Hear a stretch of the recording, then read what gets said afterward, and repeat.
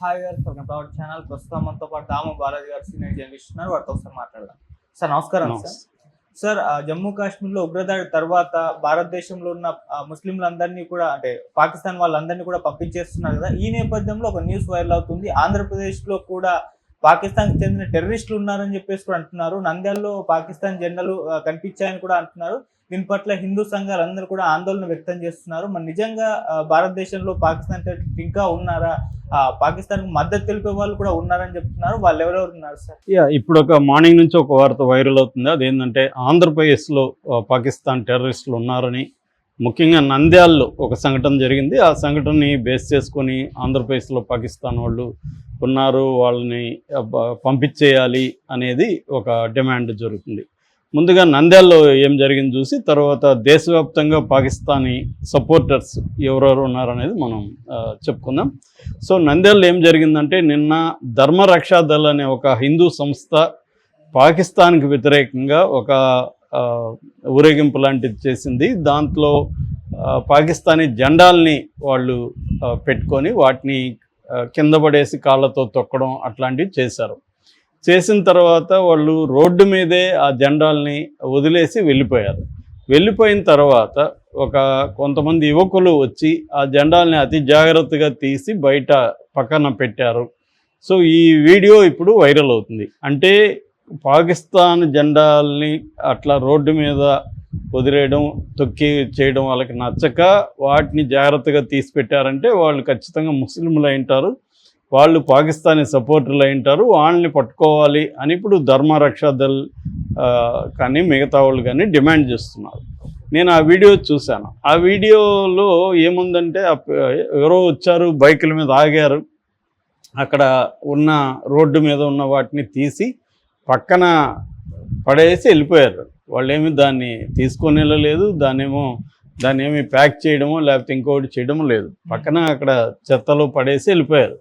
So మామూలుగా మనకేమనిపిస్తుంది, ఈ interpretation లేకపోతే రోడ్డు మీద ఇవి ఉండడం బాగలేదని వాళ్ళు పక్కన తీసి పెట్టారని అనుకోవచ్చు. కానీ దీని ఇంటర్ప్రిటేషన్ వీళ్ళు ఎలా చేస్తున్నారు, వీళ్ళు ముస్లింలని ఈ జెండాలు భద్రంగా దాచిపెట్టారని ఇట్లాంటి ఒక ఇంటర్ప్రిటేషన్ వస్తుంది. ఇది నిజం కావచ్చు, అబద్ధం కావచ్చు, నేను అనుకున్నది అబద్ధం కావచ్చు, లేదా వాళ్ళు అనుకున్నది అబద్ధం కావచ్చు. దీని మీద ఎంక్వైరీ చేస్తే తెలిసిపోతుంది. అంటే మామూలు కామన్ సెన్స్ ఆలోచిస్తే వాళ్ళు నిజంగా ఆ జెండాలని ప్రేమించి పాకిస్తానీ ఇదైతే వాళ్ళు అక్కడ ఏమన్నా స్లోగన్స్ ఇవ్వడమో ఏదో ఒకటి చేయాలి, లేదు వాటిని తీసుకువెళ్ళాలి తమతో పాటు, అవేమీ లేదు, పక్కన పడేశారు. సో అది మామూలుగా రోడ్డు మీద ఉన్న వాళ్ళని దీన్ని పక్కన పడేసి కదా అనేది కూడా అనిపిస్తుంది. కానీ ఆ వీడియో షూట్ చేసిన వాళ్ళ వాయిస్ వినిపిస్తుంది, వాళ్ళు ముస్లింలు ఖచ్చితంగా అని మాట్లాడుతున్న వాయిస్ అయితే వినిపిస్తుంది. సో దీన్ని బట్టి ఇప్పుడు ఈ ధర్మరక్షా దళ్ వాళ్ళు ఆందోళన చేస్తున్నారు. అంటే ఆంధ్రప్రదేశ్లో కూడా పాకిస్తాన్ సపోర్టర్స్ ఉన్నారని, ఈ సంఘటన బేస్ చేసుకొని ఇప్పుడు నంద్యాల పోలీసులు దీని మీద ఎంక్వైరీ చేసి ఆ వీడియో ఉంది కాబట్టి ఆ వీడియోలో ఉన్న కుర్రాళ్ళని విచారిస్తే తెలిసిపోతుంది. అంటే వాళ్ళు ఏ ఉద్దేశంతో చేశారు అనేది తెలిసిపోతుంది. అందుకంటే ఇక్కడైతే ఎక్కువ నాకేం కనిపించలేదు. కానీ దేశవ్యాప్తంగా దాదాపు ఇప్పటి వరకు ఒక 40 మందికి పైన పాకిస్తానీ సపోర్టర్స్ని అయితే ఇండియన్ గవర్నమెంట్ అరెస్టులు చేసినట్టుగా తెలుస్తుంది.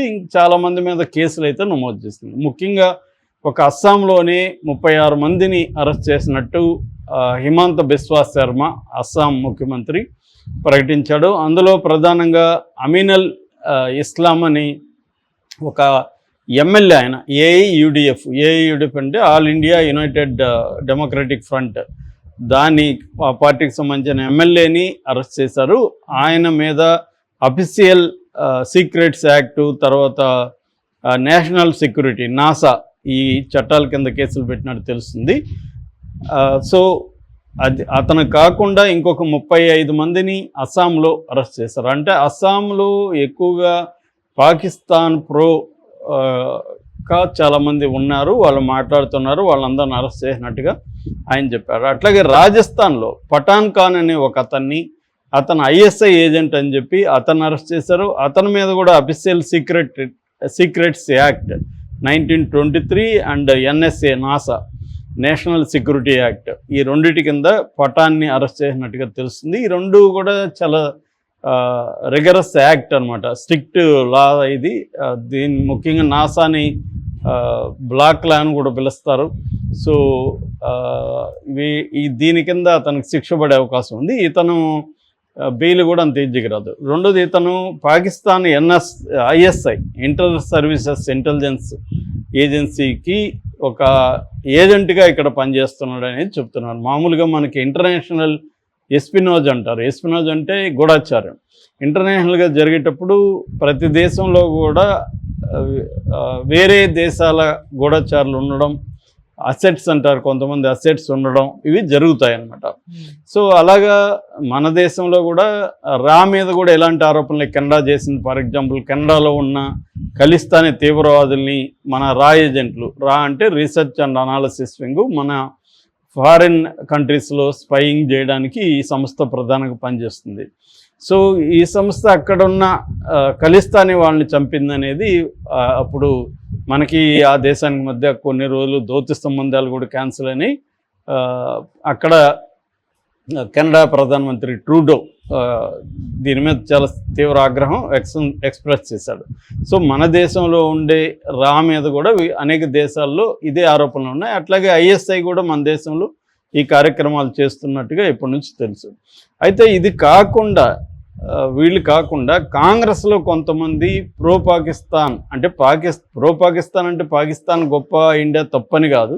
ఈ ఇష్యూలో ఏంటంటే పాకిస్తాన్ తీవ్రవాదులు అనడానికి మీ దగ్గర ఆధారాలు ఏమున్నాయనేది ఒకటి ప్రశ్నించారు. రెండు, మీ వైఫల్యాన్ని కప్పిపుచ్చుకోవడానికి ఇలా చేస్తున్నారని ఆరోపించారు. మూడు, మోడీ అక్కడ సౌదీ అరేబియాలో పర్యటన అర్ధాంతరం ముగించుకొని వచ్చి సమావేశం అయ్యాడు, అంత బాగానే ఉంది. కానీ అఖిలపక్ష సమావేశం ఢిల్లీలో జరుగుతుంటే దానికి హాజరు కాకుండా బీహార్లో ఎన్నికల సభల్లోకి పాల్గొని అక్కడ నుంచి పాకిస్తాన్కి టెర్రరిస్టులకు వార్నింగ్ ఇవ్వడం అనేది ఇది కేవలం మోడీ ఈ ఇష్యూని ఎన్నికల కోసం వాడుకుంటున్నాడు. తన లోపాలని అక్కడ రోజుకి 4,000 మంది పహల్గామ్ సంబంధించి ఆ మెడోస్లో రోజుకి 4,000 మంది యాత్రికులు వస్తుంటే అక్కడ ఒక పోలీసుని కూడా సెక్యూరిటీ పెట్టకపోవడం అనేది ప్రభుత్వ వైఫల్యం. వీటినన్నింటినీ కప్పిపుచ్చుకోవడానికి పాకిస్తాన్ మీద యుద్ధం అంటున్నారు అనేది వీళ్ళ యాంగిల్. దీంతోపాటు చాలామంది పాకిస్తాన్తో యుద్ధాన్ని వ్యతిరేకించే వాళ్ళ సంఖ్య కూడా గణనీయంగానే ఉంది. దీనికి కారణాలు కేవలం పాకిస్తాన్కి ప్రోగా ఉండడము, ఇండియాకి వ్యతిరేకంగా ఉండడము కాదు. దీనికి ప్రధాన కారణం ఏంటంటే పాకిస్తాన్తో యుద్ధం అంటే మనకి చాలా నష్టం జరుగుతుందని. గతంలో ఈవెన్ వాజ్పేయి కూడా, అటల్ బిహారీ వాజ్పేయి కూడా పాకిస్తాన్తో యుద్ధాన్ని వ్యతిరేకించేవాడు. ఆయన శాంతి కోసం పాకిస్తాన్తో అనే ప్రయత్నాలు చేశాడు. లాహోర్ సమ్మిట్ జరిపాడు. ఢిల్లీ లాహోర్ బస్ సర్వీస్ని ఆయన ప్రారంభించాడు. తర్వాత ఆయన పాకిస్తాన్ స్వయంగా విజిట్ చేశాడు. దాని తర్వాత 2021లో ఆగ్రా సమ్మిట్ ఏర్పాటు చేశాడు. అలాగా ఆయన చాలా కృషి చేశాడు. అయినప్పటికీ ఆయన పీరియడ్లో 1999లో కార్గిల్ వార్ అనేది తప్పని పరిస్థితుల్లో కార్గిల్ వార్కి కూడా ఆయన వెళ్ళాడు. కానీ ఆయన ముందు నుంచి కూడా పాకిస్తాన్తో స్నేహ సంబంధాలు ఉండాలని వాజ్పేయి ట్రై చేశారు. దానికి ప్రధాన కారణం ఆయన చెప్పింది ఏంటంటే, మనం ఒక గ్లోబల్ పవర్గా ఎదగాలంటే మనకి ఇటువంటి యుద్ధాలు, గొడవలు పక్క దేశాలతో ఉండకూడదు. మనం శాంతి సంబంధాలను కలిగి ఉంటే మనం గ్లోబల్ పవర్గా ఎదగడానికి ఈజీ అవుతుంది అనేది ఆయన నమ్మిన థియరీ. అట్లాగే ఇప్పుడు కూడా కొంతమంది కమ్యూనిస్టులు కావచ్చు, కాంగ్రెస్లో సిద్ధరామయ్య ఇట్లాంటి వాళ్ళు కావచ్చు, అట్లాగే సమాజ్వాదీ పార్టీ లీడర్ అఖిలేష్ కూడా ఇదే మాట్లాడాడు. యుద్ధం అనేది అవాయిడ్ చేయండి, శాంతియుత పద్ధతుల ద్వారా ఆల్టర్నేటివ్ టు వారికి వెళ్లకుండా పాకిస్తాన్ మీద ఎలా ప్రెజర్ చేయాలి. పహల్గామ్ అటాక్స్ని వీళ్ళందరూ ఖండించారు, ఎవరు సపోర్ట్ చేయలేదు. పహల్గామ్ అటాక్స్ ఖచ్చితంగా పాక్ ప్రేరేపిత టెర్రరిస్టులు చేసింది అనేది కూడా వీళ్ళు చెప్పారు. అయితే అట్ ద సేమ్ టైం పాకిస్తాన్తో యుద్ధానికి పోవడం అనేది కరెక్ట్ కాదు. పాకిస్తాన్ మీద ఆంక్షలు విధించవచ్చు రకరకాల పద్ధతులు.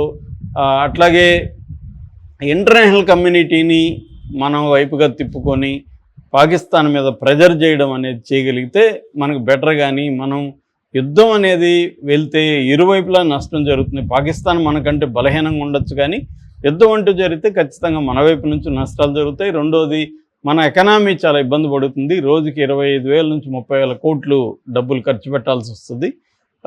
మూడోది మనకు కూడా నష్టం జరుగుతుంది. మన ఆర్థిక వ్యవస్థ ఇప్పుడు ఈ ఇయర్లో చాలా ఇబ్బందులు ఎదుర్కొంటుంది. సో మనం దీని మీద ఫోకస్ చేయాలి. ఇంటర్నల్గా మనకున్న సమస్యల మీద ఫోకస్ చేసి డెవలప్మెంట్ మీద ఫోకస్ చేయకుండా యుద్ధాల మీద ఫోకస్ చేస్తే ఖచ్చితంగా అన్ని రకాల నష్టాలు ఉంటుంది. కాబట్టి యుద్ధాలను అవాయిడ్ చేసి వేరే కార్యక్రమం ఆలోచించాలి పాకిస్తాన్ మీద ప్రెజర్ చేయడానికి అనేది వీళ్ళు చెబుతున్న మాట. Okay sir, thank you so much.